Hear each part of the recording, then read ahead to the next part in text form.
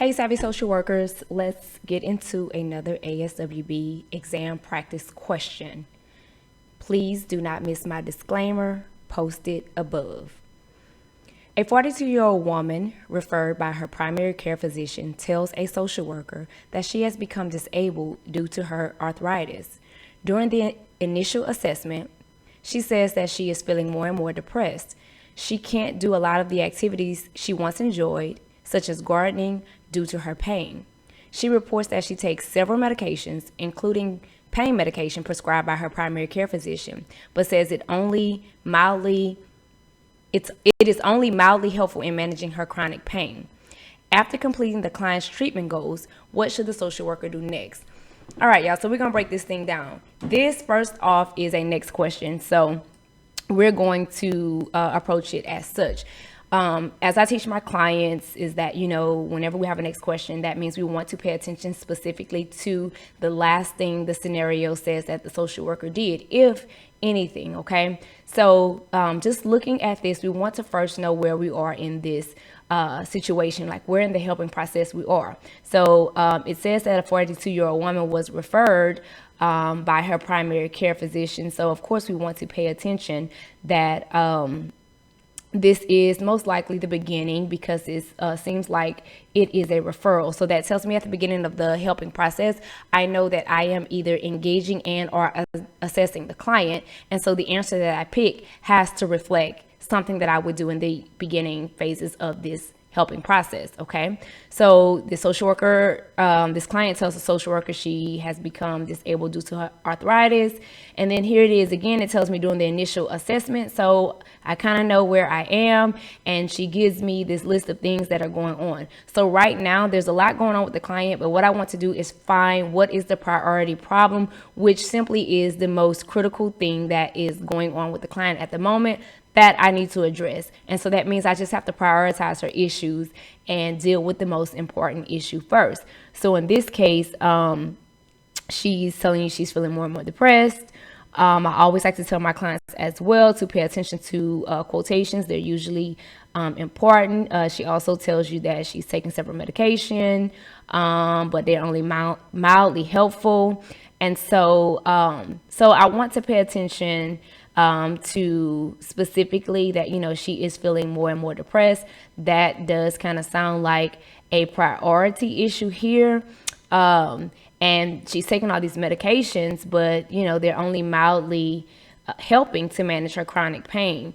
So the question is asking, after completing the treatment goals, what should we do next? So that means the social worker has already completed her treatment goals. And so knowing where that falls in the helping process, that is in the middle phase. So we've completed the assessment, of course, because we can't complete the treatment goals without first doing the assessment. So after the treatment goals, I know that after we're doing the treatment goals, then that usually falls into our active work with the client. We then go on to the next step of the helping process. So that kind of tells me that I'm looking for an answer that is, now we started off during this initial assessment, but we've already kind of done this initial assessment, and then we've completed her treatment goals. So now that tells me that my answer probably will have something to do with getting started with the interventions, actively working with the client. So whatever answer I choose has to directly address what the priority issue is. And in here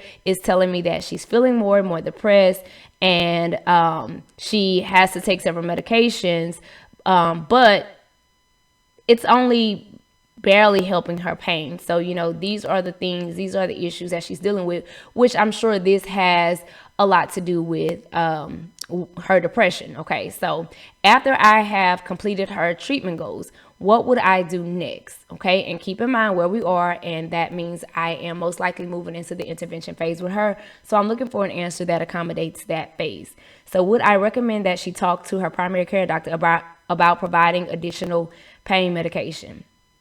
That is something that I could do. So I'm going to pause that. I'm not sure if that's going to be the next thing that I would do. So I'm just going to pause that. Begin cognitive behavioral therapy to help her learn how to manage her chronic pain and relieve her depressive symptoms. That is definitely something I can do next, because again, I have already completed the treatment goals. So I'm going to pause that one as well. recommend she begin attending a support group for people with chronic pain. Well, her priority issue is also depression because of this chronic pain. So in essence, that would sound like it would be something that we would do. But right after I finish her treatment goals, before I just, recommend sending her somewhere else, I don't think that would be the very next thing that I would do. According to the helping process. So I'm gonna eliminate that one. D, discuss the needs to get her pain under control before beginning an outpatient mental health treatment. So in this case, I know that some people will choose this answer because they're like, oh, you know what? We got to deal with this medical before this mental health. However, if y'all see that she was referred from her primary care physician, so that tells me that she is already under medical care. So I do not want to, I'm not going to, play back and forth with her. I'm not going to send her back to her physician or deny her the mental health care that she needs. So we are going to eliminate D as well. All right, so that leaves us with A, recommending that she talk to her primary care doctor about providing additional pain medication. And so what we do is we want to refer back to what our priority issue is and see if the answer we choose not only fits the phase of the process we're in, but also addresses the priority issue. So is recommending that she get some more additional pain medication, is that going to address her depression? Or do we want to begin CBT to help her learn how to manage her chronic pain and relieve her depressive symptoms? Okay, since she's feeling more and more depressed and her pain is becoming, the medicine that she has is not really helping that pain, what we can do after we have developed our treatment goals is we can begin CBT. CBT has been shown to help relieve pain while treating depression. Chronic pain and depression are frequently comorbid conditions. When depression increases, pain can increase, and of course, vice versa, increased pain can, also make your depression worse. So it would be most beneficial to the client as well to be able to work with her on managing both instead of just recommending that she just get additional pain medication. So even though her medication is not helping right now, we don't want to just recommend, okay, just go get some more pain medication from your doctor. We want to be able to help her because, again, we serve in a helping capacity. So we never want to send our clients away without the ability to help them if helping them is within our scope of practice. And in this case, sending her back to the primary physician to get more pain medication is definitely not what we want to do. We can help people manage their pain by better managing their mental health because, again, we know that they both go hand in hand. And being that she is already under physician's care, we do not want to, kind of step into that realm and, maintain our boundaries as the social work professional.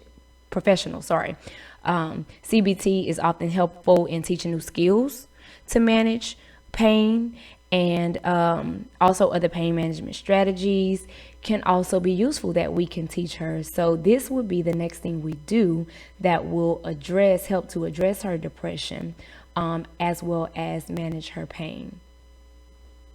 Let me know in the comments if y'all found this helpful, any questions you have about this, and stay tuned for more. Also, don't forget to like and subscribe to our YouTube channel. Thank you.